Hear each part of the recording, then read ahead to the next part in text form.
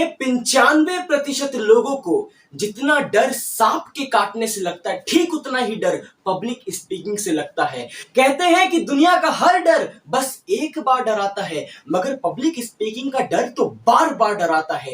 एक बार यदि कोई अनप्रैक्टिस्ड आदमी स्टेज पर चढ़ गया तो वो स्टेज पर तो कांपेगा, मगर साथ ही साथ स्टेज से नीचे उतरने के बाद भी वो कांपता ही रहेगा। नमस्कार, अक्षय श्रीवास्तव बात कर रहा हूं, India youngest motivational speaker, leadership consultant और एक बिजनेस कोच। वापस आ चुका हूं पार्ट 2, स्टेज पर बोलने की कला। यकीन मानिए आज आपको 10 ऐसे पॉइंट्स बताने वाला हूं जिसको यदि आपने अपनी जिंदगी में अपनाया तो आपसे बढ़िया पब्लिक स्पीकर कोई हो ही नहीं सकता। मगर उससे पहले आपको बता दूं, यह एक पार्ट 2 वीडियो है पब्लिक स्पीकिंग सीरीज का। इससे पहले हमने एक पार्ट 1 वीडियो शूट किया है जिसमें मैंने आपको बताया है कि अच्छा पब्लिक स्पीकर कौन होता है, कैसे बन सकते हैं एक अच्छा पब्लिक स्पीकर, पब्लिक स्पीकिंग कहते किसे हैं और कैसे आप एक बेहतरीन, शानदार, लाजवाब पब्लिक स्पीच तैयार कर सकते हैं। यदि आपने पार्ट 1 अभी तक नहीं देखा है तो मेरी आप सभी से बस एक ही रिक्वेस्ट है कि सबसे पहले पार्ट 2 देखें, उसे समझें, क्योंकि इस वीडियो में आपको तब तक कुछ समझ नहीं आएगा जब तक आपने पार्ट 1 नहीं देखा। यकीन मानिए, यदि आपको यह जानना है कि कटप्पा ने बाहुबली को क्यों मारा तो उससे पहले आपको पता होना चाहिए कि कटप्पा और बाहुबली आखिरकार थे कौन। और यदि आपने पार्ट 1 देख लिया है तो अभी इस वीडियो को लाइक कर दीजिए और बने रहिएगा मेरे साथ अंत तक। साथियों, बढ़ता हूं अपने पहले पॉइंट की तरफ। पहले पार्ट में मैंने आपको बताया था कि एक अच्छी स्पीच देने से पहले आपको अपनी स्पीच को पहचानना पड़ेगा, और जब आपको स्टेज पर बोलना हो तो आपको सबसे पहले अपनी ऑडियंस को पहचानना पड़ेगा। जी हां, नो योर ऑडियंस। अपनी ऑडियंस को पहचानिए सर, अपनी ऑडियंस के एक्सपेक्टेशन को पहचानिए। आपकी ऑडियंस आपसे क्या चाहती है, अपनी ऑडियंस के इंटरेस्ट को पहचानिए। आपकी ऑडियंस का इंटरेस्ट किस चीज में सबसे ज्यादा, अपनी ऑडियंस की नीड को एनालाइज करिए कि आपकी ऑडियंस आखिरकार आपसे चाहती क्या है। यकीन मानिए, फिर से दोहरा रहा हूं, बात को समझिएगा। आपकी ऑडियंस का नीड, आपकी ऑडियंस की एक्सपेक्टेशंस आपसे, और आपकी ऑडियंस का सबसे ज्यादा इंटरेस्ट किस चीज में, यदि आपने इन 3 चीजों पर फोकस किया, यकीन मानिए आपसे गजब, आपसे बढ़िया, आपसे शानदार पब्लिक स्पीकर इस दुनिया में कोई हो ही नहीं सकता, क्योंकि आपने अपनी ऑडियंस को पहचान लिया है। अब जब आपने अपनी ऑडियंस को पहचान ही लिया है, उनका नीड, उनका एक्सपेक्टेशन, उनका इंटरेस्ट यदि आपने पता कर लिया, तो दूसरा पॉइंट, जब भी स्टेज पर जाइए थोड़े बहुत फेमिलियर टॉपिक के साथ जाइए। कुछ भी शुरू मत हो जाइए, जिसमें आप निपुण हैं उस बात से शुरू करिए। थोड़ा एग्जांपल आपको देता हूं। यदि एक सिंगिंग का टीचर है और उसे कोई स्पीच देने को कह दे, तो हालांकि सिंगिंग का टीचर स्पीच तो दे सकता है, मगर शायद वह सिंगिंग का टीचर पब्लिक स्पीकिंग में निपुण बिल्कुल ना हो।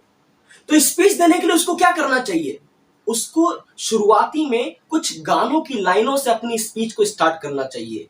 अगर मैं अपनी बात को और ज्यादा कहूंगा तो शायद आप कंफ्यूज हो जाए, इससे अच्छा आप इस वीडियो को क्यों नहीं देख लेते।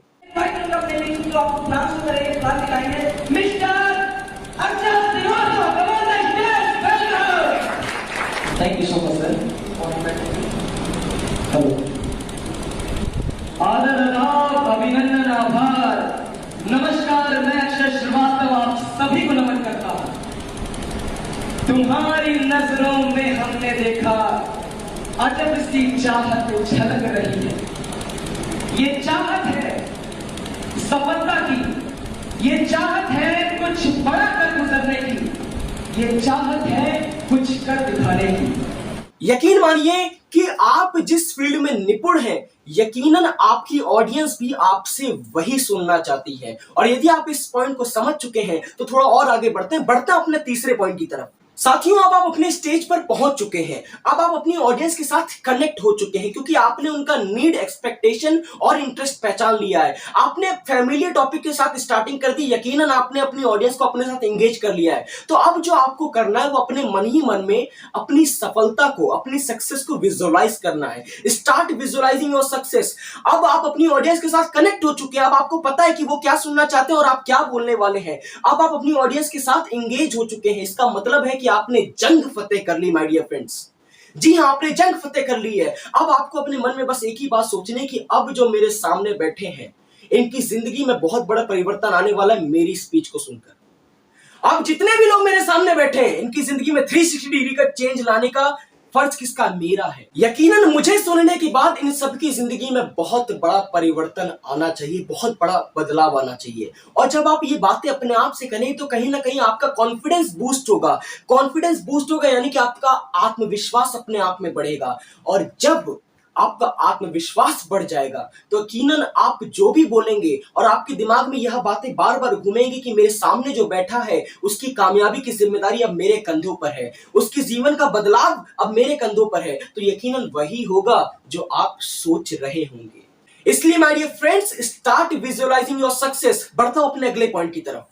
दोस्तों, पब्लिक स्पीकिंग के दौरान एक बहुत ही महत्वपूर्ण चीज होती है जिसका नाम होता है body language and voice modulation. समझते हैं बॉडी लैंग्वेज आखिरकार कहते किसे हैं? देखिए, जब भी आप अपनी स्टेज पर किसी भी प्रकार की स्पीच को डिलीवर करने जाएं, आपका पोस्चर हमेशा एक गुड पोस्चर होना चाहिए। यकीनन जब भी आप स्टेज पर खड़े एकदम स्ट्रेट, एकदम तने सीने के साथ खड़े होने चाहिए। ये नहीं कि आप एकदम डल खड़े हो। यकीन मानिए, स्टेज पर बोलने वाला एक लीडर होता है और जब एक लीडर 10% जागता है तब उसकी ऑडियंस 1% जागती है, और जब लीडर 1% सोता है तो कहीं ना कहीं उसकी ऑडियंस भी 10% सो जाती है। इसलिए आपको अपने आप को 10% जगाना पड़ेगा अपनी ऑडियंस को 1% जगाने के लिए। इसलिए हमेशा कॉन्फिडेंस में रहिए, स्ट्रेट अवे एकदम पोस्चर आपका हमेशा इतना शानदार होना चाहिए कि आदमी देखकर पहचान जाए भैया स्टेज पर खड़ा कौन है आखिर।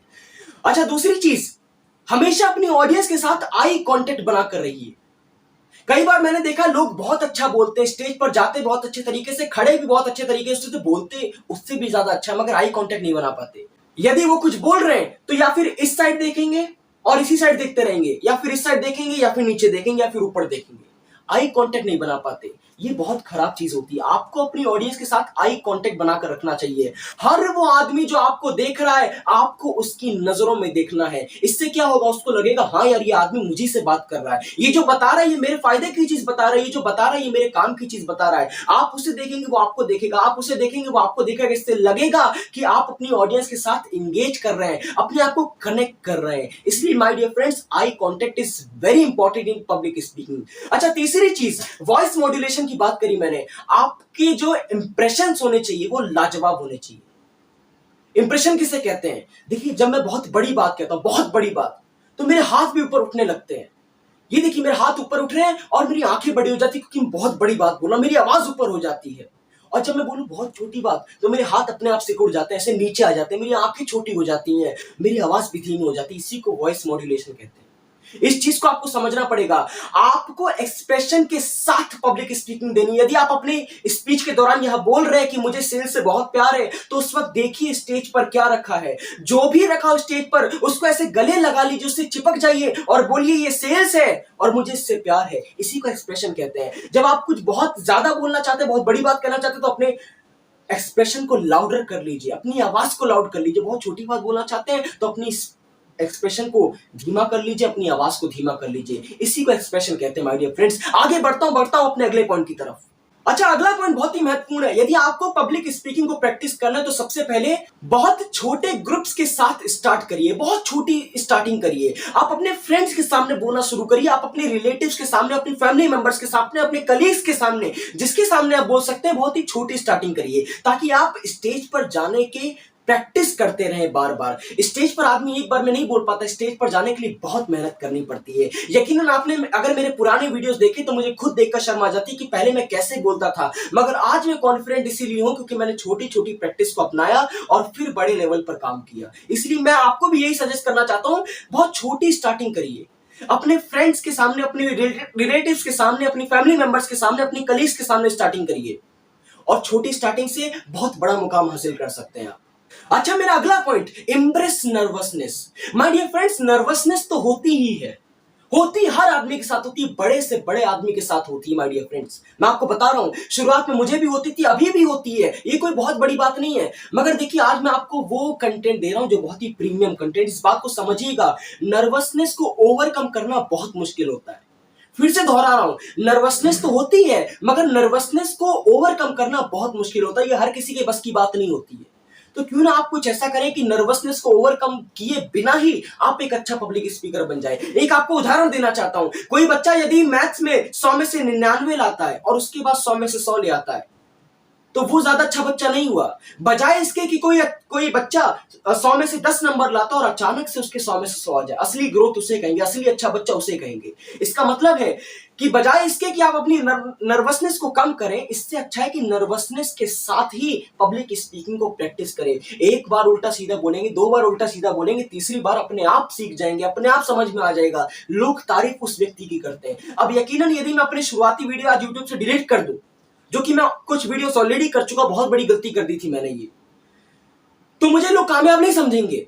मगर जो व्यक्ति मुझे देख रहा है कि शुरुआत में ये कैसे बोलता था, आज ही कैसे बोल रहा है, उसको पता है मैंने कितनी मेहनत करी है। लोगों को लगता है कि इसके लिए बोलना बहुत आसान है, इसके अंदर बोलने की कला है, मैंने इसको बहुत मेहनत से हासिल किया है माय डियर फ्रेंड्स। बहुत मेहनत लगती है इसके पीछे। ये लोग कब समझेंगे? जब आप अपनी नर्वसनेस को दिखाकर एक अच्छा पब्लिक स्पीकर बनेंगे। तो बजाय इसके कि आप अपनी नर्वसनेस को कम कर दें, बंद कर दें, ओवरकम कर दे, इससे अच्छा नर्वसनेस के साथ ही पब्लिक स्पीकिंग करते, और ये बहुत आसान है।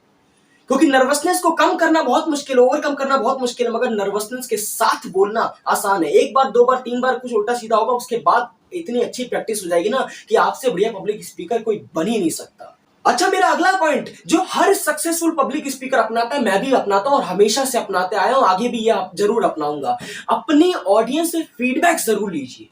चाहे छोटी ऑडियंस हो या फिर बड़ी ऑडियंस हो, फीडबैक लेना मत भूलिए। हो सकता है कभी आपको लगे कि आपने बहुत खराब स्पीच दी है, मगर आपकी स्पीच आपकी ऑडियंस को बहुत पसंद आ जाए।